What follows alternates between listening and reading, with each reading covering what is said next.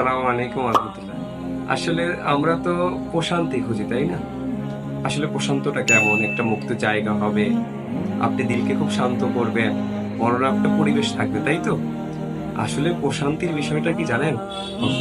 যখন আপনি একাকী থাকবেন, একাকিত্ব জায়গা হতে পারে সেটা।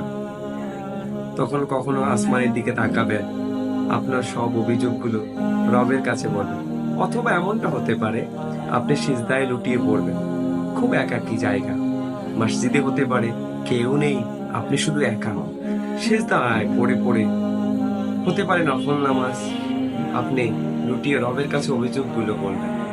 দেখবেন প্রতিটি সিজদায় আপনার মাথা থেকে যেই পরিমাণে একটা ওজন ছিল, সেই ওজনগুলো নিঃশেষ হয়ে গেছে সিজদায় লুটিয়ে গিয়ে। আপনি দেখবেন খুব হালকা অনুভব করবেন।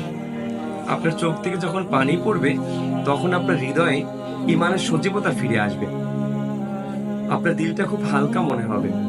তখন মনে হবে যে আপনার রব আর আপনি খুব কাছে। এই সময় আপনার দিলটা খুব প্রশান্ত হবে। আপনি খুব প্রশান্ত মন নিয়ে প্রফুল্ল থাকতে পারবেন, খুব আনন্দময় আপনার দিনটি কাটবে। একবার দেখুন, দেখবেন ইনশাল্লাহ অনেকটা ফায়দা আসবে ইনশাল্লাহ।